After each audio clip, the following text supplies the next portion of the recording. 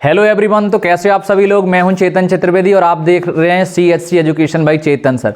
तो प्यारे बच्चों, आपके जो बोर्ड के एग्जाम हैं वो आने वाले हैं 7 मार्च से स्टार्ट हो जाएंगे और आज हो गई है 18 फरवरी और आज संडे है। तो मैं घर से ही वीडियो बना रहा हूं। कार्बन और उसका यौगिक वाला चैप्टर है, इसको मैंने अपलोड नहीं किया है यूट्यूब पर। तो काफ़ी अच्छा टॉपिक होने वाला है, थोड़ा सा लेंथी हो सकता है, ड्यूरेशन बढ़ सकती है वीडियो की। बाकी जो चीज़ें हैं 0 से लेके बिल्कुल 100% तक आपको समझ में आएगा। इसमें IUPAC की मैं बात करूं, हाइड्रोकार्बन की बात करूं, मैं शॉप डिटर्जेंट वाला जो टॉपिक है उसकी बात कर लूं, या आपके पास में आइसोमेरिज्म का थोड़ा सा पार्ट्स दे रखा है, या कार्बन के अपर रूप हैं, यानी जितने भी टॉपिक आपको दे रखे हैं उन सभी के बारे में इस वीडियो लेक्चर के अंदर हम डिस्कस करेंगे। ठीक है, तो कार्बन और उसके यौगिक के बारे में हम चर्चा करते हैं। तो मैंने लिख रखा है यहाँ पर कार्बन और उसके यौगिक। तो यहाँ पर जो सिंगल टर्म है उसका नाम है सर कार्बन। अब सबसे पहले हम जानने का प्रयास करते हैं कि वास्तविकता में कार्बन क्या है और कार्बन का जो अपने डेली लाइफ में जो एप्लीकेशन है वो क्या क्या चीज़ें हैं, मतलब कैसे हम इसको पढ़ेंगे और इसका क्या एनालिसिस है, क्या विश्लेषण करेंगे। कुल मिला के इसके बारे में जितनी भी आपकी जानकारियाँ हैं इसके बारे में आज हम इस वीडियो लेक्चर के अंदर डिस्कस करेंगे। ठीक है ना। तो मैंने लिखा है यहाँ पर कार्बन और उसके यौगिक। ठीक है, तो यहाँ पर मैं बात कर लेता हूँ। सर्वप्रथम आपका टॉपिक है कार्बन। सबसे पहले हम जानते हैं कि कार्बन वास्तविकता में क्या होता है। ठीक है, तो कार्बन की मैं बात करूं तो कार्बन एक तत्व है और ये आवर्त सारणी में, यानी जो आपकी प्रोडक्ट टेबल है, डिजिटल बोर्ड नहीं है आज। अधिकतर वीडियो में वैसे डिजिटल बोर्ड होता नहीं है, लेकिन अभी लग गया है कोचिंग में तो मैं घर पर बना रहा हूं इसलिए ये आ रहा है। ठीक है, तो आवर्त सारणी में आपका एटॉमिक नंबर 6 यानी परमाणु क्रमांक 6 पर आपका कार्बन आता है। अब जो कार्बन का प्रतीक होता है उसको बोलते हैं हम C, और इसका जो एटॉमिक नंबर होता है वो होता है 6 और इसका जो एटॉमिक वेट होता है वो होता है 12। ठीक है, तो ये तो आपको पता होगा, जिसको हम बोलते हैं रिप्रेजेंटेशन ऑफ एलिमेंट्स। तत्वों का निरूपण कैसे करते हैं, जैसे कि साहब ये तत्व है, ये Z है, ये A है, कुल मिला के ये परमाणु भार, ये परमाणु क्रमांक और ये तत्व, ये तो बात की चीज़ है, 9th में आप पढ़ के आए हो। ठीक है, तो कार्बन आवर्त सारणी के अंदर नंबर 6 पर आता है। दूसरी बात, कार्बन एक अधातु तत्व है।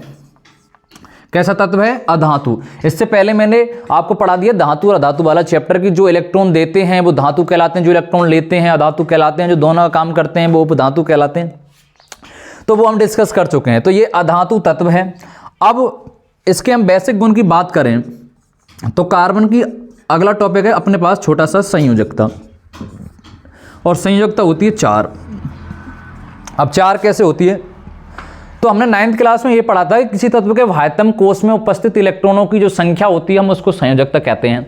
लेकिन अब इस वीडियो को 9th वाले बच्चे भी देख रहे हैं, 10th वाले बच्चे भी देख रहे हैं, लेकिन हो सकता है कि कोई और भी देखे तो वो कहे कि सर आपने तो गलत पढ़ा दिया कि साहब जो कार्बन होता है उसकी जो संयोजकता होती है वो 4 होती है, हम मान लेते हैं। लेकिन बाह्यतम कोश में उपस्थित इलेक्ट्रॉन 4 है, लेकिन बहुत सारे तत्व ऐसे हैं जिनके पास बाह्यतम कोश है और उसमें इलेक्ट्रॉन कम है या ज़्यादा है और उसकी संयोजकता भिन्न है, तो उसका अलग कॉन्सेप्ट होता है। हम वो आगे डिस्कस करेंगे, यानी हायर क्लासों में डिस्कस करेंगे। अभी तो हमारी NCERT में ये दे रखा है कि बाह्यतम कोश में जितने इलेक्ट्रॉन होंगे उसकी वैलेंसी उतनी ही होगी।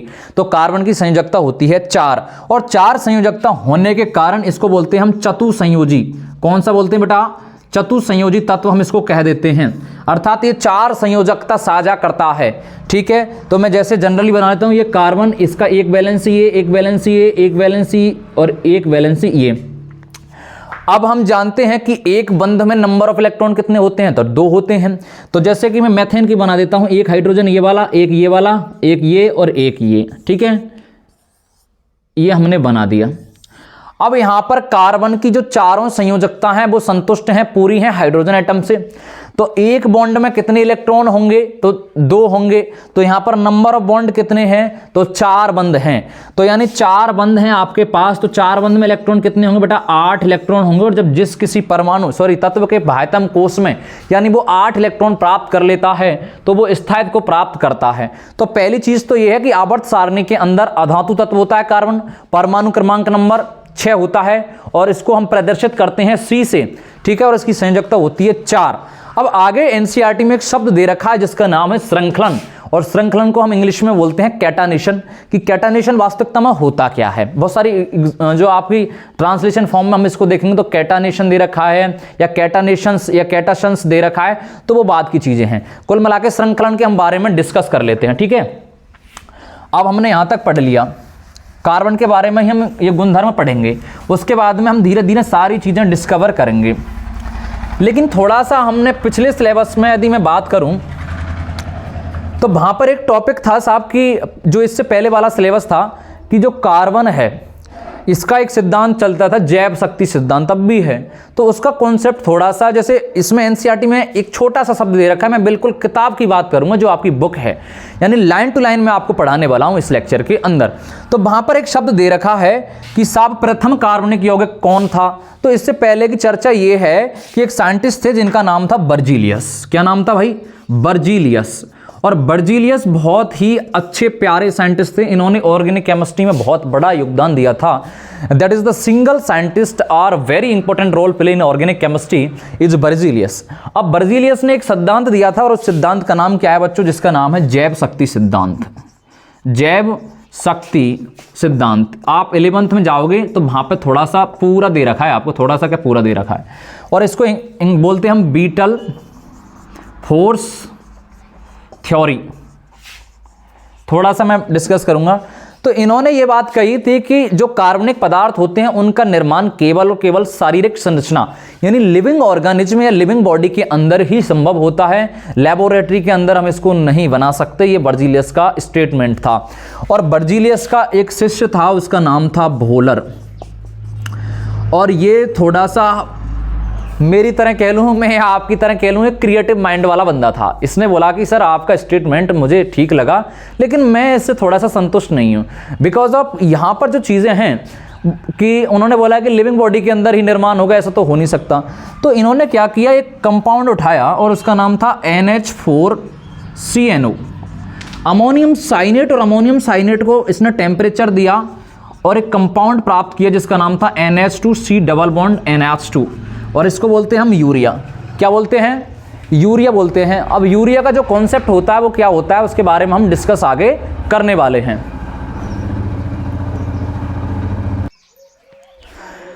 हाँ, तो मैं डिस्कस कर रहा था बेटा कि आपके पास में पहला जो कंपाउंड बना जिसका नाम था यूरिया।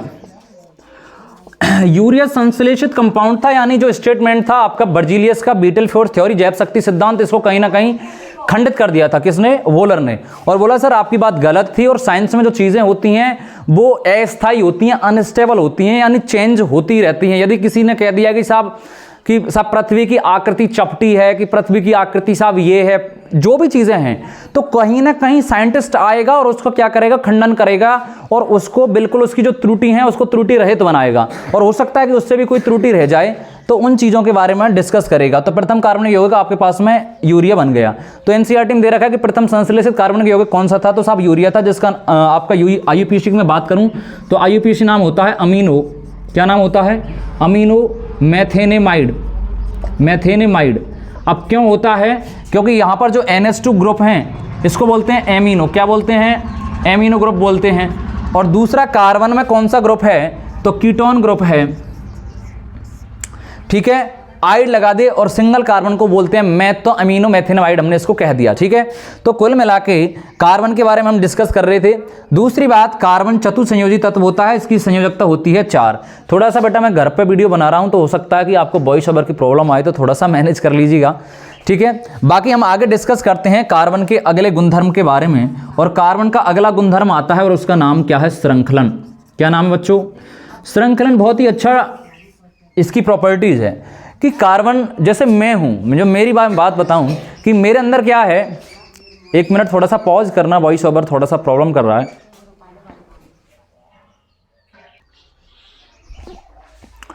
हाँ जी, तो मैं श्रृंखलन की बात कर रहा था। तो कार्बन के अंदर क्या होता है कि कार्बन के अंदर दोस्ती का गुण पाया जाता है। जैसे पुरानी बुक्स हैं, आपकी क्लास 6 की मैं बात करूं, 7th की बात करूं, तो वहां पर एक टॉपिक दे रखा है कि मुझसे दोस्ती करोगे क्या? तो कार्बन क्या दोस्ती करता है? बिल्कुल जी, ये दोस्ती करता है। इसके अंदर लंबी से लंबी श्रृंखला बनाने का गुण पाया जाता है। जैसे ये कार्बन एटम है, ये कार्बन एटम है, ये है, तो कुल मिला के जैसे मैं हूँ, अब मेरा स्वभाव है कि मेरे से कोई मिला तो मैं सबसे बड़े प्रेम से बोलता हूँ, अच्छे प्यार से रहता हूँ, और मैंने दोस्ती के लिए हाथ बढ़ाया वो दोस्ती हो जाएगी। तो उसी प्रकार कार्बन अन्य तत्वों के साथ में दोस्ती कर लेता है, बंध बना लेता है, श्रृंखला बनाता है, और यहीं नहीं बहुत लंबी लंबी श्रृंखला ये बना देता है, और इस गुण को बोलते हैं हम बेटा, क्या बोलते हैं, श्रृंखलन हम कह देते हैं। तो कार्बन के अंदर लंबी श्रृंखला बनाने का गुण पाया जाता है, इसलिए हम श्रृंखलन कहते हैं। अब हम बात कर लेते हैं आगे चल के कार्बन का इलेक्ट्रॉनिक कॉन्फ़िगरेशन, यानी आपका इलेक्ट्रॉनिक विन्यास की इसकी व्यवस्था क्या है। तो इसकी व्यवस्था है 1s2, 2s2, 2p2, यानी number of cell in connective is 4, यानी बाह्यतम कोश में 4 इलेक्ट्रॉन है, प्रथम कोश में 2 इलेक्ट्रॉन है, यानी 6 हो गए। आप देख लीजिए 2 और 2 4 और 2 6, ठीक है। तो ये इसका इलेक्ट्रॉनिक कॉन्फ़िगरेशन होता है। और साहब कार्बन की एक प्रकृति है जो लास्ट ईयर एग्जाम में क्वेश्चन पूछा था 1 नंबर के अंदर 10th क्लास में बोर्ड में, कि साहब कार्बन की जो प्रकृति होती है उसको बोलते हैं हम सर्वोत्मुखी प्रकृति। इससे आप क्या समझते हो, 1 नंबर में पूछा था कि सर्वोत्मुखी क्या है, परिभाषित कीजिए। यूनिवर्सल नेचर, तो ये चीज़ें हम डिस्कस इसके अंदर करेंगे। हालांकि टॉपिक थोड़ा सा बड़ा है, वीडियो थोड़ी बड़ी बनेगी, लेकिन मैं आपसे वादा करता हूं कि इस लेक्चर के बाद यूट्यूब पर जो बड़े बड़े डिजिटल बोर्ड लगा के बैठे हैं, बहुत सारी कोचिंग है, मैं किसी को टारगेट नहीं कर रहा हूँ, मैंने तभी चैनल स्टार्ट किया है, आपको देखने की ज़रूरत ही नहीं पड़ेगी, ठीक है। तो यहाँ पर है कार्बन की, किसकी, कार्बन की सर्वोत्मुखी प्रकृति, देखो क्या है। तो कुल मिला के मानव जीवन में, यानी ह्यूमन लाइफ में, सुबह से लेके शाम तक और शाम से लेके सुबह तक जितनी भी आप चीज़ें करते हो, वहाँ कहीं ना कहीं आपको कार्बन देखने को मिलता है। यानी आपका जो बॉडी स्ट्रक्चर है, और बॉडी स्ट्रक्चर में भी आपके कार्बन इन्वॉल्व है। तो कुल मिला के आपका जो एनवायरनमेंट है उसमें 0.03%, और जो आपके मिनरल्स हैं, खनिज हैं, उनके अंदर 0.02% कार्बन पाया जाता है। अर्थात प्रकृति में कार्बन का मुक्त अवस्था में पाया जाना ही कार्बन की सर्वोत्मुखी प्रकृति कहलाता है। अब हम आगे रसायन विज्ञान में थोड़ा सा ये देखते हैं कि रसायन विज्ञान के भाग होते हैं 3। पहला भाग होता है ऑर्गेनिक केमिस्ट्री, दूसरा इनऑर्गेनिक और तीसरा फिजिकल। एक कार्बनिक रसायन, एक अकार्बनिक रसायन और एक भौतिक रसायन। तो मैं इस लेक्चर के अंदर पूरा थ्योरी से लेकर कॉम्पेरेटिव की बात करूंगा। तो वहाँ पर ये थोड़ा सा ये क्वेश्चन है कि सर एक तो कार्बनिक रसायन बताई आपने, एक अकार्बनिक बताई और एक बताई थी आपने भौतिक रसायन। तो इसमें जो आपने कार्बनिक रसायन की बात करी, तो हमारे जो मॉडर्न प्रोडक्ट टेबल है उसके अंदर जो एलिमेंट्स हैं वो है 118। तो सर कार्बन तो एक सिंगल एलिमेंट है, आपने उसकी अलग से रसायन बनाई।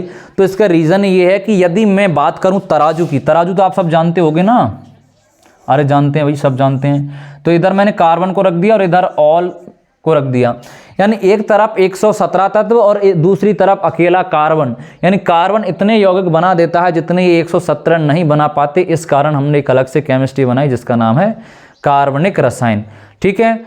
अब कार्बन की हमने सर्वोत्मुखी प्रकृति के बारे में देख लिया, संयोजकता के बारे में देख लिया, श्रृंखलन के बारे में देख लिया, इलेक्ट्रॉनिक विन्यास के बारे में देख लिया। और अब आता है कि कार्बन और उसके यौगिक। तो कार्बन के बहुत सारे ऐसे यौगिक हैं जिनका उपयोग हम डेली लाइफ में करते हैं। जैसे यूरोपीय कंट्री हैं, वहाँ पर ईंधन के रूप में कार्बन को यूज किया जाता है, गाड़ियों को चलाने में कार्बन का उपयोग किया जाता है, ठीक है। तो ये वैश्विक जानकारी है। उसके बाद में आपका एनसीईआरटी में एक टॉपिक दे रखा है जिसका नाम है सहज संयोजक यौगिक, यानी सहज संयोजी यौगिक क्या होते हैं, ठीक है। तो हम देखते हैं एक बार कि सहज संयोजी किसे कहते हैं। बहुत अच्छा टॉपिक है, मज़ा आएगा, एस्किप ना करें। यदि आपको थोड़ा सा स्पीड बढ़ानी है तो बढ़ा सकते हो, बाकी एस्केप मत करना, मेरा आपसे वादा है। मैं सहज संयोजी की बात कर रहा हूँ, सहज संयोजी यौगिक। देखो, जो सहज संयोजी यौगिक होते हैं वो बनते हैं साझेदारी से, यानी संयोजी का मतलब ही क्या होता है, तो साझेदारी। साझेदारी, और साझेदारी का मतलब इलेक्ट्रॉन की साझेदारी, ठीक है। इलेक्ट्रॉन की साझेदारी से बनने वाले जो बंध होते हैं उन्हें बोलते हैं सहज संयोजी यौगिक, ठीक है। यानी इसके मध्य में कोई बंध बनेगा, जैसे अपने पास में एक हाइड्रोजन एटम है, दूसरा हाइड्रोजन एटम है, इन्होंने इलेक्ट्रॉन की शेयरिंग करी और साहब एक अणु बना लिया जिसका नाम क्या है, बोले H2 अणु है। तो H2 अणु की जो मेकिंग है वो होती है सहसंयोजी यौगिक के कारण। ठीक है, दूसरा इसमें आपके पास में बहुत सारे दे रखे हैं, जैसे N2 यानी N ट्रिपल बॉन्ड के साथ पाया जाता है, ऑक्सीजन डबल बॉन्ड के साथ पाया जाता है, CO2 पाया जाता है। ऐसे भी लिख सकता हूँ मैं इधर की तरफ।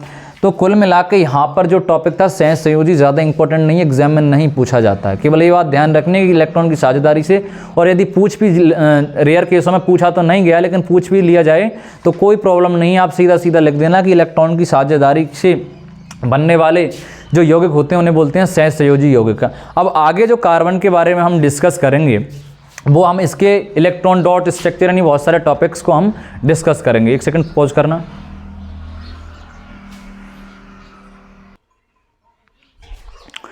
वीडियो घर पे रिकॉर्ड कर रहा हूँ तो बार बार थोड़ी सी प्रॉब्लम आ रही है आने जाने में, या आवाज़ वॉइस ओवर आ रहा है तो मैनेज कर लीजिएगा। फिर से वही रिक्वेस्ट है मेरी।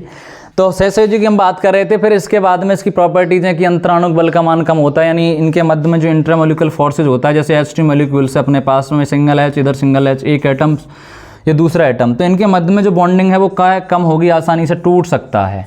ठीक है, तो हमने डिस्कस कर लिया था। अब इसके बाद में जो वेरी वेरी इंपॉर्टेंट टॉपिक है जिसके बारे में हम इतनी देर से ये पृष्ठभूमि तैयार कर रहे हैं, बेस बना रहे हैं, और उसका नाम है हाइड्रोकार्बन। हाइड्रोकार्बन इस टॉपिक का, इस चैप्टर का चौराया कहूंगा मैं। कुल मिला के यदि हाइड्रोकार्बन नहीं पढ़ा तो समझ ही नहीं आएगा पूरी चीज़ें। तो उससे पहले हम कार्बन को, जो हमारी जो अपनी साइंस की जो केमिस्ट्री वाली लैंग्वेज होती है उसमें हम लिखते क्या हैं वो हम एक बार देख लेते हैं। ठीक है बच्चों, उसके बाद हम अपर रूप पढ़ेंगे, फिर उसके बाद में हम आपके पढ़ेंगे साबुन अपमार्जक, और आपका जो टॉपिक बचता है, जितने भी टॉपिक हैं उसको सबको कवर अप करेंगे। चलिए तो हम देखते हैं इधर कार्बन परमाणु की संख्या,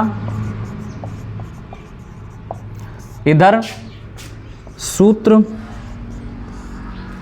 ठीक है, तो यदि एक कार्बन है तो एक कार्बन को बोलते हैं हम, क्या लिख लिया, कार्बन परमाणु की संख्या हो गई, और अणुसूत्र हो गया, और नाम हो गया, कार्बनिक यौगिक का नाम, यौगिक का नाम। एक कार्बन का सूत्र होता है C, और C को बोलते हैं मैथ। ठीक है, यदि दो कार्बन हैं तो दो कार्बन को बोलेंगे हम एथ, तीन हैं तो तीन को बोलेंगे हम C3 यानी मैथ एथ प्रॉप। नंबर 4 है तो बोलेंगे ब्यूट। ऐसे नंबर 5 है तो पेंट, नंबर 6 है तो हेक्स, नंबर 7 है तो हेप्ट, और नंबर 8 है तो ऑक्ट। क्या बोलेंगे भाई, ऑक्ट। नंबर 9 है तो नॉन, और नंबर 10 है तो डेक।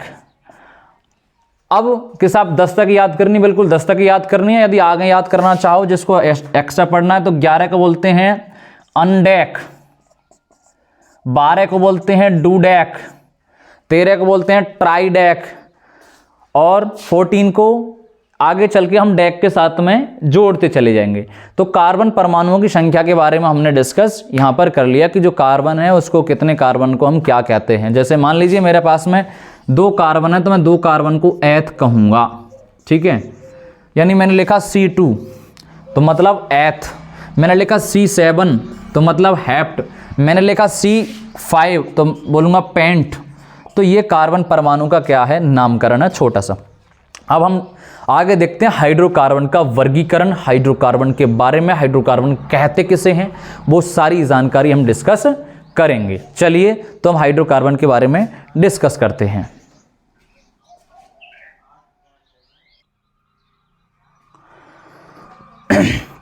हाँ जी, तो बच्चों हम डिस्कस कर रहे थे हाइड्रोकार्बन के बारे में। तो सबसे पहले तो हम जानते हैं कि हाइड्रोकार्बन कहते कैसे हैं। तो अपने पास जो शब्द है हाइड्रोकार्बन, तो पहला है हाइड्रोजन, हाइड्रोजन, और दूसरा है कार्बन। तो कार्बन और हाइड्रोजन से मिलकर बने यौगिक को बोलते हैं हाइड्रोकार्बन।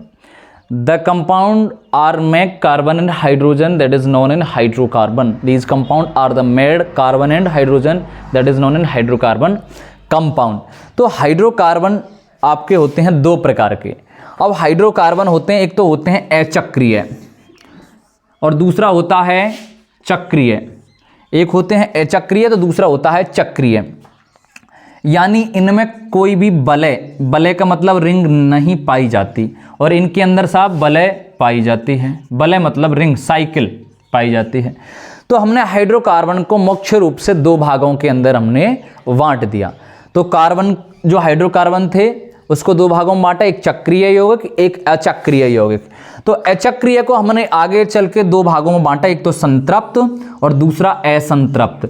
संतृप्त को बोलते हैं सैचुरेटेड कंपाउंड, और असंतृप्त को बोलते हैं अनसैचुरेटेड कंपाउंड। ठीक है, यानी एलिसाइक्लिक, साइक्लिक और एलिसाइक्लिक के अंदर सैचुरेटेड और अनसैचुरेटेड। अब इसको आगे चल के संतृप्त को हमने डिवाइड किया एल्कीन में, इसको एल्कीन और एल्काइन के अंदर। अब देखते हैं क्या बीमारी है, अभी तो इधर देख लेते हैं, एक मिनट।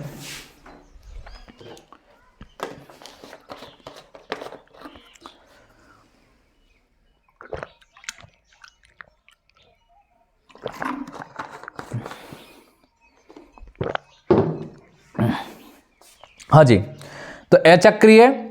अब हम बात करें संतृप्त की, तो यदि कार्बन कार्बन के मध्य या कार्बन हाइड्रोजन के मध्य, बहुत सारी बुकों में दे रखा है केवल और केवल कार्बन और कार्बन। अब बहुत सारे बच्चों का क्वेश्चन आता है, जैसे मुझे ऑफलाइन में पूछा गया था जब मैं पढ़ा रहा था कि सर कार्बन और हाइड्रोजन या कार्बन और कार्बन, तो दोनों बातें सही हैं कि यदि हाइड्रोजन नहीं होगा तो हाइड्रोकार्बन बनेगा ही नहीं, और यदि कार्बन कार्बन है तो कार्बन के यौगिक ही हैं। तो कार्बन कार्बन या कार्बन हाइड्रोजन के मध्य यदि सिंगल बंध पाया जाता है, यानी आपका ये वाला कार्बन और ये वाला हाइड्रोजन एकल बंध से बंधित हैं, किससे? एकल बंध से बंधित हैं, तो इसको बोलेंगे हम संतृप्त यौगिक। यानी ऐसे हाइड्रोकार्बन यौगिक जिनमें कार्बन और हाइड्रोजन के मध्य या कार्बन कार्बन के मध्य एकल बंध पाया जाता है, उन्हें बोलते हैं संतृप्त यौगिक। क्या बोलते हैं? संतृप्त। और जिनके मध्य में द्विबंध या त्रिबंध पाया जाता है उन्हें बोलते हैं असंतृप्त हाइड्रोकार्बनिक यौगिक, हमने कह दिया। अब संतृप्त को हमने आगे एक नाम दिया जिस श्रेणी का नाम है, यानी हमें एक विशेष प्रकार की श्रेणी प्राप्त हुई और उसका नाम है एल्केन श्रेणी। एल्केन श्रेणी का सामान्य सूत्र CnH2n+2 होता है। Number of carbon number of hydrogen को हमने ऐड किया और उसमें 2 जोड़ दिया, दुगना प्लस दुगने से 2 अधिक, तो हमें जो श्रेणी प्राप्त होगी उस श्रेणी का नाम है एल्केन। और एल्केन का अनुलगन लगाते हैं हमने, आप पढ़ते हो अनुलगन और पूर्वलगन, सफिक्स और परफिक्स, हिंदी में उपसर्ग प्रत्यय पढ़ते हो ना, तो उसी प्रकार अपने यहाँ पे वो चलता है अनुलगन और पूर्वलगन। ठीक है, पूर्व मतलब पहले लगेगा, अनु मतलब बाद में लगेगा। ठीक है ना, तो अनुलगन के रूप में हम यहाँ पर लगाते हैं बेटा, उसका नाम है एन। क्या नाम है? एन। ठीक है, उसी प्रकार हमने असंतृप्त को बांटा 2 भागों में, एक तो एल्कीन वाला और एक एल्काइन। तो एल्कीन का सामान्य सूत्र होता है CnH2n और एल्काइन का क्या होता है प्यारे रसगुल्लाओ? CnH2n-2। यानी आपके पास में 2 कॉन्सेप्ट निकल के आए कि साहब एल्केन का सामान्य सूत्र CnH2n+2, इधर एल्कीन का CnH2n और एल्काइन का CnH2n-2 होता है। ठीक है, अब हम बात करते हैं कि हम इसको पहचानेंगे कैसे कि हाइड्रोकार्बन में किस प्रकार का हाइड्रोकार्बन है, संतृप्त है, असंतृप्त है। आगे एग्जाम जो आप जैसे बड़ी क्लासों में जाओगे तो वहां पर संतृप्त, असंतृप्त, अति संतृप्त, सैचुरेटेड, अनसैचुरेटेड, हाइपर अनसैचुरेटेड, आपके पास में कार्बन में हाइड्रोकार्बन आपको प्राप्त होते हैं। तो जैसे कि मैंने बोला कार्बन और कार्बन के मध्य एकल बंध है, तो कौन सा? संतृप्त। संतृप्त को मतलब एल्केन। तो मैंने लिखा जैसे C3H8, C3H8, 3 को क्या बोलते हैं? यानी नंबर ऑफ कार्बन को मैंने कुछ देर पहले आपको फ्लैशबैक में पढ़ाया था कि नंबर 3 को बोलते हैं प्रॉप। क्या बोलते हैं? प्रॉप। अब साहब मैंने जैसे मैं इसकी संरचना बनाऊं तो CH3 CH2 CH3 कितना हो गया? 3 और 2 5 + 3 8। यानी आपके पास में हाइड्रोकार्बन है, संतृप्त है, एकल बंध से ही बंधित है, और नाम क्या होगा? तो प्रॉप प्लस कौन सा है साहब? एल्केन। और एल्केन का अनुलगन क्या लगाते हैं रसगुल्लाओं? तो क्या बना? प्रोपेन। यानी ऊपर लिख देता हूं मैं यहां पर C3 H8, तो प्रोप मतलब कार्बन का नंबर, और अनुलग्न यानी हिसाब लगा दिया एन, तो साधारण से बन गया प्रोपेन। क्या बना भाई? Propane. Ethane, propane, butane, hexane, इसी प्रकार आपके पास में हाइड्रोकार्बन आपको प्राप्त होते चले जाएंगे। ठीक है। दूसरा हम देख लेते हैं एल्कीन और एल्काइन, यानी जैसे मैंने लिखा C3H6। अब जैसे हमने अपने पास में 3 सूत्र निकल के आए कि CnH2n प्लस के 2, CnH2n और CnH2n माइनस के 2, दुगना किया और दुगने में से 2 घटा दिया। जैसे कि C3H8, H8 में से 2 गया तो बचा कितना? 6। तो अब अर्थात किस श्रेणी में आ गया? एल्काइन। और यदि केवल कार्बन है और उसका दुगना ही है, ना घटाया है ना बढ़ाया है, तो एल्काइन। यानी आपके पास में 3 प्रकार की श्रेणियां प्राप्त होती हैं किसके अंदर? यानी इस वाली पूरा जो साइड है। ठीक है, स्क्रीनशॉट आप आसानी से ले सकते हो। ठीक है ना। अब आते हैं हम चक्रीय यौगिक की तरफ, यानी हाइड्रोकार्बन का कौन सा वाला भाग? चक्रीय वाला भाग। अब चक्रीय के अंदर एक तो एरोमेटिक और एक एलिसाइक्लिक। एरोमेटिक आप बोलोगे बेंजीन और साइक्लोहेक्सेन। सर आपने कुछ देर पहले ये कहा था कि ऐसे यौगिक जिनमें वलय पाई जाती है वो आपके साथ चक्रीय यौगिक कहलाते हैं। राइट बात है, दोनों ही चक्रीय हैं, लेकिन अब इसमें आता है एलिसाइक्लिक और एरोमेटिक। अब यहाँ पर थोड़ा सा एरोमेटिक की मैं बात करूँ तो एरोमेटिक वे कंपाउंड होते हैं, यदि हम थोड़ा सा अपर लेवल में जाएं, जो हक्केल नियम का पालन करते हैं। यानी 4n+2 पाई इलेक्ट्रॉन यदि उनके अंदर हैं, डबल बॉन्ड एकांतर क्रम में है, तो वो क्या कहलाएंगे? चक्रीय हाइड्रोकार्बन आपके पास में कहलाएंगे। जैसे कि बेंजीन है, साइक्लोहेक्सेन है। बेंजीन में द्विबंध एकांतर क्रम में पाया जाता है, साइक्लोहेक्सेन में डबल बॉन्ड नहीं पाया जाता है। तो ये प्यारा सा वर्गीकरण था हाइड्रोकार्बन का, अचक्रीय, चक्रीय।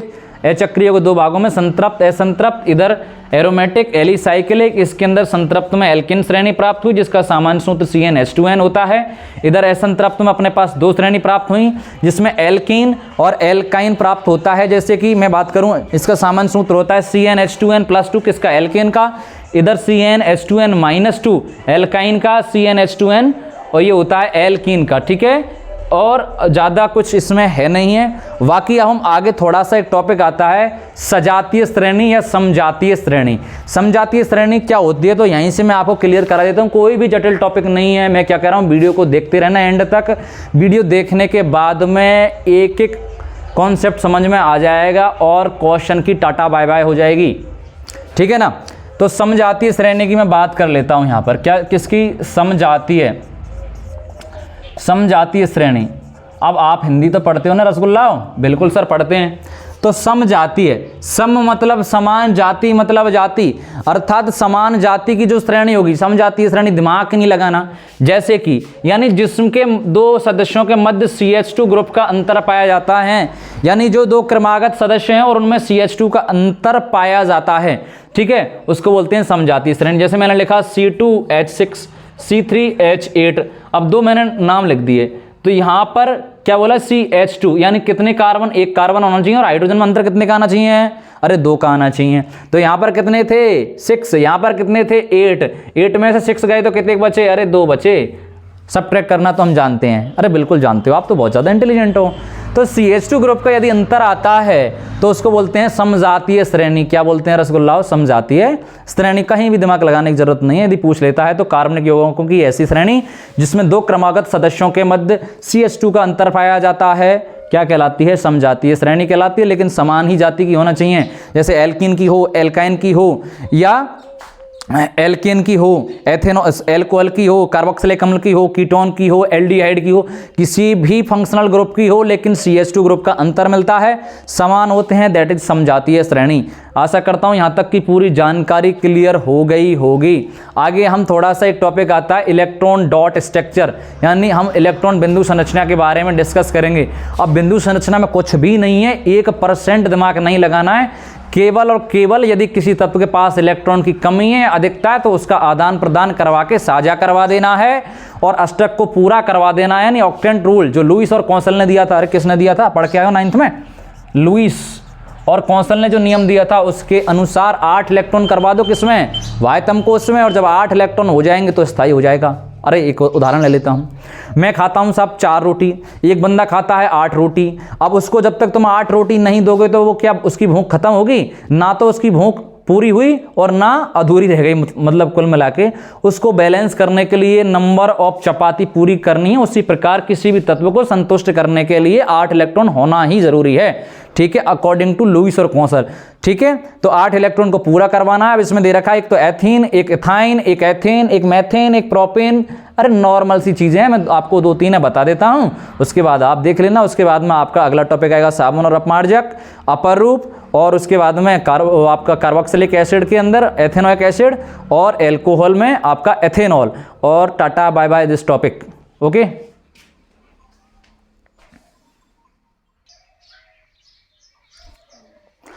हाँ बच्चों, तो हम इलेक्ट्रॉनिक डॉट स्ट्रक्चर के बारे में चर्चा कर रहे थे। क्योंकि डिजिटल बोर्ड तो है नहीं अपने पास, तो मिटाने के बाद दोबारा लिखना पड़ता है, तो इसलिए पॉज करना पड़ रहा है बार बार, ठीक है ना। बाकी कोई इशू नहीं है, आप तो देखते जाओ, कंटेंट पूरा 100% मिलेगा, प्रॉमिस करता हूँ मैं आपसे, ठीक है। तो अपने पास में 2 अणु हैं, एक तो है CO2 जिसे बोलते हैं आप कार्बन डाइऑक्साइड, और एक है मीथेन, ठीक है। तो कई बार मैं ऑफलाइन में भी कहता हूँ कि इसे कहते हैं मैथेन, वो बच्चों को बहुत ज़्यादा परेशान करती है, ठीक है। और मैं भी अभी कोई टीचर नहीं हूँ, मैं भी जस्ट स्टूडेंट ही हूँ, ठीक है। मैं भी पढ़ाई कर रहा हूँ, लेकिन अपनी जो साझा है, अपना जो एक्सपीरियंस है, मैं वो आपके साथ साझा कर रहा हूँ कुल मिला के। CO2 कार्बन और ऑक्सीजन है 2, ठीक है। तो कार्बन के वायतम कोष में इलेक्ट्रॉन जानते हैं सर 4 होते हैं, ठीक है। तो 1 2 3 4 इधर ले लो, 2 और 2 4 हो गए। अब ऑक्सीजन के वायतम कोष में यानी ऑक्सीजन का एटॉमिक नंबर होता है 8, ठीक है।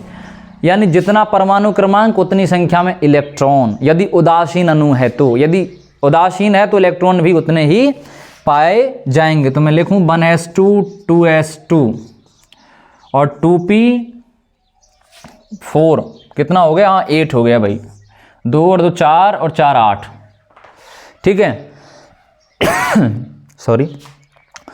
अब यहां पर अपने पास में ये है, तो ऑक्सीजन के वायतम कोष में 4 इलेक्ट्रॉन, 2 और 2 4, 4 इसके हो गए, तो 4 और 4 8, यानी इधर का अणु संतुष्ट, इधर का अणु संतुष्ट। उसी प्रकार मैथेन, मैथेन में एक कार्बन के पास कितने इलेक्ट्रॉन है? तो 4 इलेक्ट्रॉन है। हाइड्रोजन के पास 1 इलेक्ट्रॉन है, और 4 सॉरी, कार्बन के वायतम कोष में 4 इलेक्ट्रॉन। Is that clear?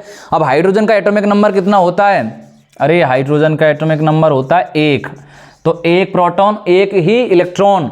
और एक बात ध्यान करना, इसको नोट कर लेना, कहीं ऊपर आपके नोट्स के अंदर कॉपी पेन लेके बैठे होगे, कि थोड़ा सा जूम आउट भी कर देता हूं, कि दुनिया में एकमात्र तत्व जिसमें एक भी न्यूट्रॉन नहीं पाया जाता क्या होता है? हाइड्रोजन होता है। आवारा तत्व कहते हैं, अभी तक स्थान नहीं है। घुमंतु प्राणी, जैसे तुम बहुत सारे चैनलों पर घूमते रहते हो, कभी ये लगाया कभी वो लगाया, और कंटेंट कहीं पढ़ते नहीं हो। बहुत सारे टीचर PPT लेके आ जाते हैं, PPT से मतलब नहीं है, अधिकतर बोर्ड का उपयोग करो आप, ठीक है ना। तो कार्बन के वायतम कोष में 4 इलेक्ट्रॉन, ठीक है।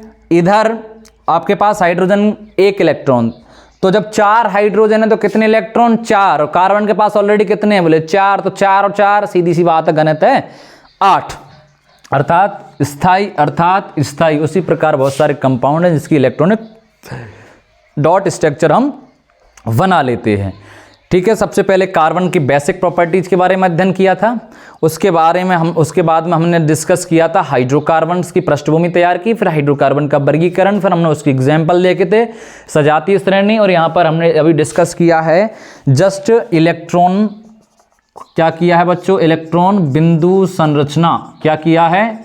इलेक्ट्रॉन बिंदु संरचना, ठीक है। ये हमने डिस्कस यहाँ पर कर लिया है, समझाती श्रेणी को पढ़ लिया है। अब एक टॉपिक आता है अपर रूप, छोटा सा है तो बड़ा, लेकिन मैं इसको आपको ऐसी ट्रिक से पढ़ाऊंगा जो आपको जरूरत ही नहीं है।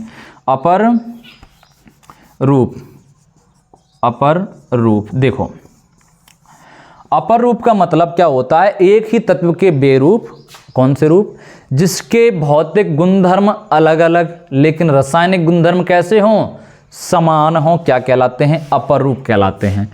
तो हम चैप्टर के बारे में डिस्कस कर रहे हैं। तो कार्बन और कार्बन के मुख्य रूप से 3 अपर रूप होते हैं। एक का नाम है हीरा, एक का नाम है ग्रेफाइट, और एक का नाम है फुलरीन, ठीक है।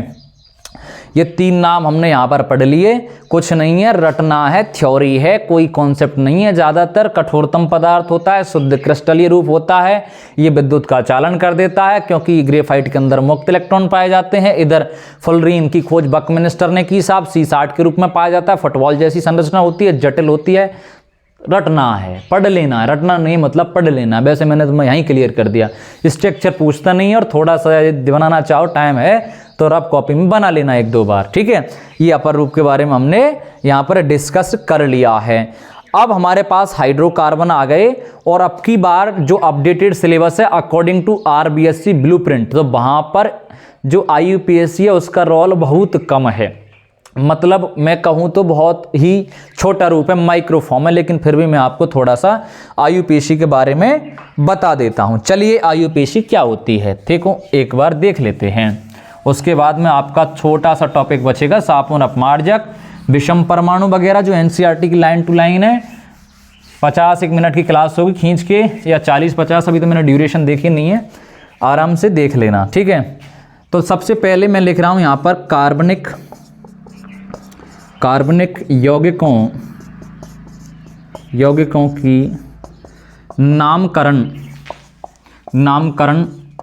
पद्धति। चलिए देख लेते हैं भाई।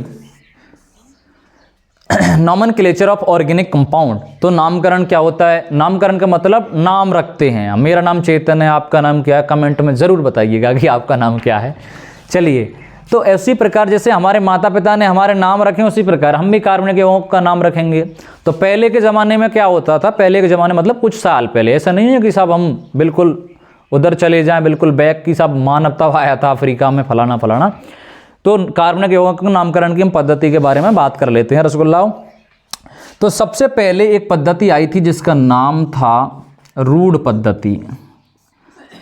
थोड़ा सा मैं समझा देता हूँ क्या था रूढ़। रूढ़ का मतलब रूढ़िवादी हैं, यानी टाइम के अकॉर्डिंग। जैसे अब पुराने टाइम में अपन की ह्यूमन कम्युनिटी में क्या होता, अपन खासकर बात करें अपनी इंडिया की, तो कि साहब नाम है बच्चे का कि साहब बच्चे का रंग काला है, बच्चे का मतलब रंग काला है, गोरा है, तो नाम रख दिया साहब उसके रंग के अकॉर्डिंग रख दिया। यानी कोई बच्चा किसी दिन के जन्म मतलब किसी दिन के उसका जन्म हुआ है तो उसका नाम दिन के अकॉर्डिंग रख दिया। तो रूढ़िवादिता के हिसाब से हम नाम रख देते थे, यानी प्राप्ति स्रोत के आधार पर।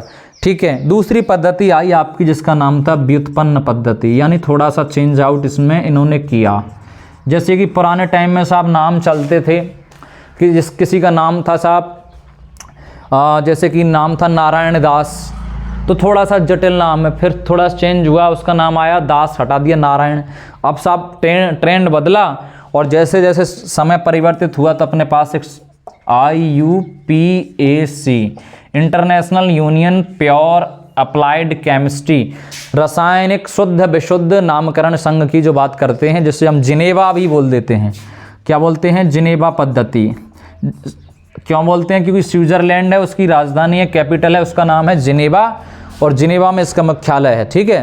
तो प्राप्ति स्रोत के आधार पर नाम रखते थे। जैसे कि आपके पास में एक कंपाउंड होता है HCOH, जिसे बोलते हैं हम फार्मिक अम्ल। फार्मिक अम्ल। अब ये फार्मिका नामक चींटी से प्राप्त किया गया था, इसका नाम रख दिया फार्मिक, क्योंकि यहाँ पर रूढ़ पद्धति थी। तो साइंटिस्टों का मत था कि अपन रूढ़िवादिता के हिसाब से तो काम नहीं चलाएंगे। जैसे हमारे यहाँ पर हम इंडिया में बात करते हैं, जैसे हम अपने देश में बात करते हैं तो हम यहाँ पर पानी को पानी कहते हैं, सब यूरोप में वाटर कह देते हैं, सब कहीं पर इसको कुछ कह देते हैं। तो साइंटिस्टों ने ये बात कही कि साहब एक ऐसी पद्धति ढूंढ के लाओ जिससे तीनों मतलब पूरे विश्व में एक ही नाम से जाना जाए। तो बोले उसका नाम सर IUPAC पद्धति है, इसके कुछ नियम हैं, आप इन नियमों को फॉलो कीजिए और नामकरण कर दीजिए। आप क्या कर पाओगे? उसका संतोषजनक नाम ढूंढ पाओगे, लिख पाओगे। ठीक है। तो उसका नाम था IUPAC पद्धति। तो इसे हम कहते हैं मेथेनोइक अम्ल। क्या कहते हैं? अब वो क्यों कहते हैं? क्योंकि एक कार्बन को मतलब है मैथ, और कौन सा ग्रुप है तो कार्बोक्सिलिक, और इसका अनुलग्न होता है ओइक अम्ल, तो क्या बोल दिया? मेथेनोइक अम्ल। उसी प्रकार कार्बनिक यौगिकों का नामकरण के लिए एक नई पद्धति बनाई जिसका नाम है IUPAC। इसके नियम है कि सबसे पहले तो सिलेक्शन करना है लंबी कार्बन श्रृंखला का। किसका? लंबी कार्बन श्रृंखला का। उसके बाद क्रियात्मक समूह का विशेष ध्यान रखना है, जैसे आप इंग्लिश में फंक्शनल ग्रुप कहते हो। आपकी बुक में दे रखा है प्रकार्यात्मक समूह, प्रतिस्थापी, विषम परमाणु, इन चीज़ों का ध्यान रखना है। जैसे मेरे पास ये कार्बन की एक श्रृंखला है, ठीक है। अब बैलेंस पूरी कर देता हूं मैं।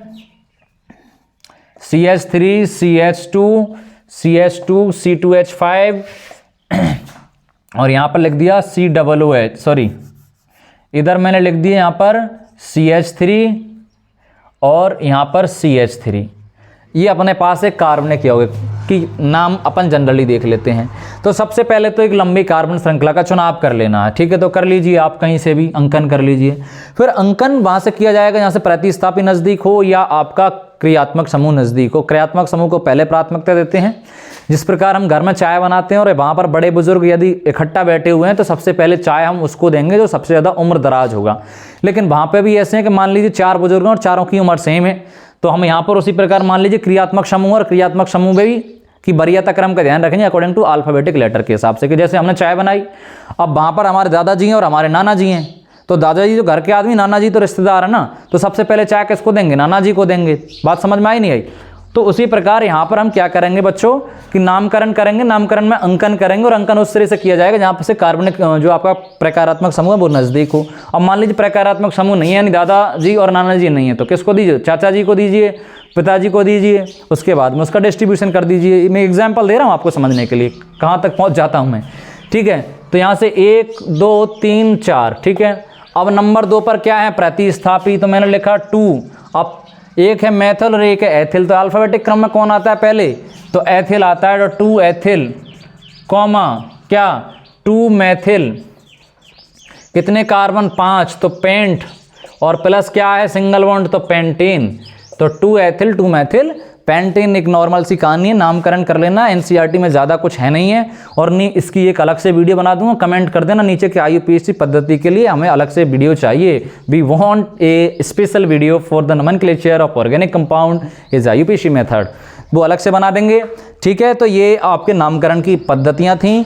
इसके बाद में आपका जो मेजर टॉपिक आता है और वो आते हैं कार्बन के यौगिक, जिसमें एक आता है आपका एसिटिक अम्ल और एक आता है आपके पास में एथेनॉल। चलिए उसके बारे में चर्चा कर लेते हैं।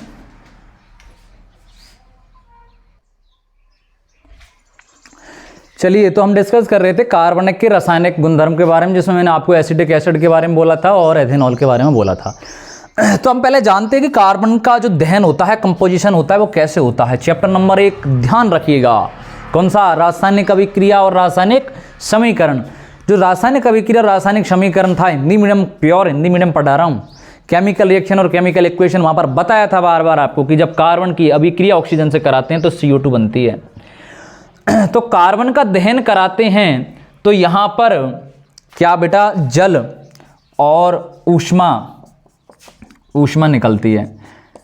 अब मैं बात करूं, मुझे ध्यान है, मैं ऑफलाइन पढ़ा रहा था तो एक बच्चे ने पूछा था कि यदि मैं कार्बन का दहन कराऊं तो मुझे ऊष्मा और जल कहां से प्राप्त होगा। तो आप घर पर इसका एग्जाम्पल भी देख सकते हो कि आप लकड़ी को जलाना और जलाने के बाद में उसके ऊपर एक कांच का बर्तन रखना, तो हल्का सा कांच गीला प्रतीत होगा और वहां पर एक काले कलर का पदार्थ जम जाएगा, ठीक है, उसे कहते हैं CO2। ऑक्सीकरण कराते हैं तो C2H5OH, यानी ये बहुत ही प्यारा सा यौगिक है। मैं इसे खोल के लिख रहा हूँ CH3 CH2OH। अब हम क्या कर रहे हैं? इसका ऑक्सीकरण करा रहे हैं। ऑक्सीकरण का मतलब ऑक्सीजन के साथ में रिएक्शन करवा दीजिए कुल मिला के भैया, ठीक है। तो आपके पास में बनेगी CO2 प्लस जल बनेगा, ठीक है, प्लस ऊष्मा भी निकलेगी रसगुल्लाओं, ठीक है। तो ये है ऑक्सीकरण। अब हम बात करते हैं कि यदि मान लीजिए हमारे पास में 2 उत्प्रेरक होते हैं, और उत्प्रेरक किसे कहते हैं? जो किसी अभिक्रिया की दर को या तो घटा देते हैं या बढ़ा देते हैं, उन्हें कहते हैं उत्प्रेरक, ठीक है, और स्वयं अपरिवर्तित रहते हैं। तो KMnO4 और K2Cr2O7। KMnO4 को क्या कहते हैं भाई? पोटेशियम परमैंगनेट, और दूसरा है K2Cr2O7 पोटेशियम डाइक्रोमेट। ये 2 उत्प्रेरक होते हैं और इसकी हम नेचर की बात करें तो इसका नाम बेसिक नेचर होता है, यानी क्षारीय प्रकृति होती है। और इस क्षारीय माध्यम में यदि आपके पास में एथेनॉल का ऑक्सीकरण कराया जाए तो एक प्यारा सा कंपाउंड निकलता है जिसका नाम क्या है? CH3COOH, और इसे कहते हैं एसिटिक अम्ल। क्या कहते हैं? एसिटिक अम्ल हम इसको कह देते हैं भाई।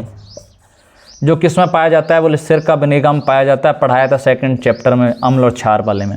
सिरका जो विनेगा होता है उसके अंदर नेचुरल रूप से प्राप्त हो जाता है। तो ये कार्बन के गुणधर्म है। कार्बन का दहन कैसे कराते हैं, कार्बन का ऑक्सीकरण कैसे हम करा देते हैं।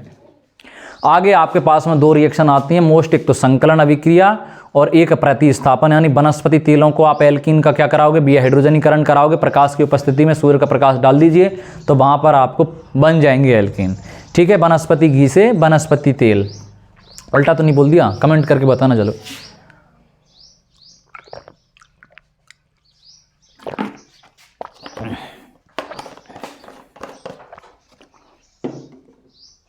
अब जैसे हमारे पास में एथीन है तो C डबल बॉन्ड ये इधर एक, ये अपने पास में कौन से ग्रुप में, एल्किल ग्रुप में, और इसको हमने डेल दिया तो यहाँ पर आपके पास में बनेगा C, इधर H, इधर H, इधर H, इधर H।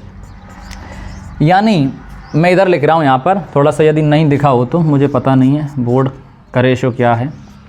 एथीन और ये वाला इधर ये आपके पास में एल्कीन प्राप्त हो जाता है। यानी असंतृप्त को गर्म करने के बाद संतृप्त प्राप्त हो जाता है। इस घटना को बोलते हैं हम संकलन। और इसके अंदर आप 3 प्रकार के उत्प्रेरक काम में लेते हो, Ni, Pt और Pd। निकेल, प्लेटिनम और पैलेडियम। यानी Ni, Pt, Pd को आप काम में लेते हो और एथीन को चेंज कर देते हो, यानी एथेन में, यानी एल्कीन को किसमें, एल्केन के अंदर असंतृप्त से संतृप्त बन जाता है। अब इसके बेसिक गुणधर्म आते हैं किसके, यानी बेसिक फिजिकल कॉन्सेप्ट आते हैं किसके, एथेनॉइक अम्ल के और आपके पास में एथेनॉल के, कि इतने टेम्परेचर पर ये करता है, हीलिंग करता है। ग्लिसरॉल कह दीजिए, कई बार जम जाता है, कुछ ज़्यादा लेना देना इसमें है नहीं है। ठीक है, आगे हम बात करते हैं, आपका आता है साबुन और अपमार्जक। लास्ट टॉपिक है इस चैप्टर का, वो हम डिस्कस कर लेते हैं। ठीक है,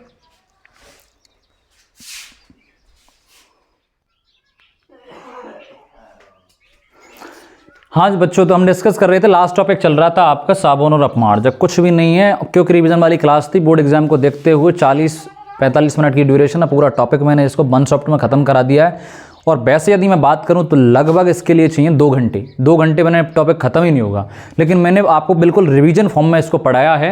आपके पास में एक इंपॉर्टेंट अभिक्रिया जो मेरे से छूट गई थी, उसका नाम था एस्टरीकरण।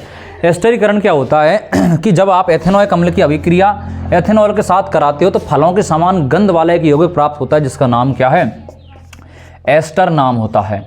एस्टर प्राप्त हो जाता है और साथ में जल निकल जाता है इस रिएक्शन के अंदर। इस घटना को बोलते हैं एस्टरीकरण। इसमें आपके पास में अगला कुछ टॉपिक, कुछ रिएक्शंस बची हैं, वो आपको अब आप बुक से पढ़ लेना क्योंकि ज़्यादा ड्यूरेशन हो गई, मुझे लगा बोरिंग फील होने लग जाएगी। और लास्ट टॉपिक आता है आपका साबुन और अपमार्जक। साबुन और अपमार्जक ध्यान रखना, दोनों बहुत ही इंपॉर्टेंट है, बोर्ड एग्जाम में पूछे जा सकते हैं। साबुन एक प्रकार के अपमार्जक ही होते हैं, यानी पुराने अपमार्जक होते हैं। ये पोटेशियम मैग्नीशियम के लवण होते हैं, जबकि अपमार्जक कार्बोक्सिलिक लवण होते हैं। साबुन मृदु जल में झाग नहीं देते हैं, दे देते हैं, और कठोर जल में झाग नहीं देते हैं। यानी यदि जल की पहचान करनी है, कठोर है मृदु है, तो आप किसकी सहायता से करोगे, तो साबुन की सहायता से करोगे, क्योंकि अपमार्जक तो दोनों में ही झाग आपको उत्पन्न करेगा। अब यहां से एक टॉपिक आता है जिसका नाम है मिसेल। और मिसेल के अंदर कुछ इस प्रकार की संरचनाएं आपको देखने को मिलेंगी। यानी आपके पास में 16 Na+ जो लवण होते हैं इस प्रकार से आपके जुड़ जाते हैं। मैं थोड़ा सा रफली बना रहा हूँ इसको ध्यान रखने के लिए, Na+, क्योंकि सोडियम के मैग्नीशियम लवण होते हैं। तो ये आपके पास में ये वाली जो स्ट्रक्चर है इसको बोलते हैं मिसेल। अब मिसेल के अंदर क्या होता है, एक तो होता है जल रागी और दूसरा होता है जल विरागी। हिंदी मीडियम का लेक्चर है तो पूरा हिंदी में पढ़ा रहा हूँ भाई, बाईलिंगुअल नहीं है ये, क्योंकि मुझे पता है मैंने इसमें बहुत ज़्यादा हिंदी इस्तेमाल करी है।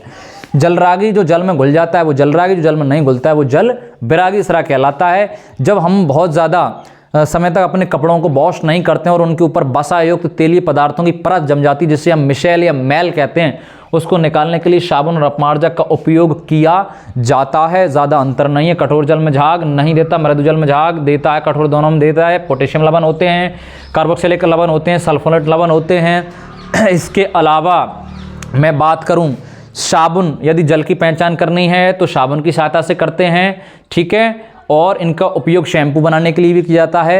अब मैंने आपको लगभग पूरे के पूरे टॉपिक करवा दिए हैं इसके कंप्लीट। आशा करता हूँ पूरी जानकारी आई होगी समझ में। यदि नहीं आया समझ में तो कृपया करके कमेंट कर दीजिए, कुछ नहीं है कमेंट टाइप करना है और छोड़ देना है, ठीक है प्यारे rasgulla. I hope you satisfy my teaching style, my teaching behaviour, ठीक है। पीपीटी अपने पास नहीं थी, डिजिटल बोर्ड नहीं था, उसकी कोई प्रॉब्लम नहीं है। कंटेंट आपको पूरा 100% मिला है और मैंने लगभग आपके टॉपिक कर दिए अपलोड। नेक्स्ट आपकी जो क्लास होगी वो आएगी आपका ह्यूमन आइज और कलरफुल बर्ड, मानव नेत्र और रंग बिरंगा संसार। जब तक के लिए लेता हूं मैं आपसे विदा, टाटा बाय बाय।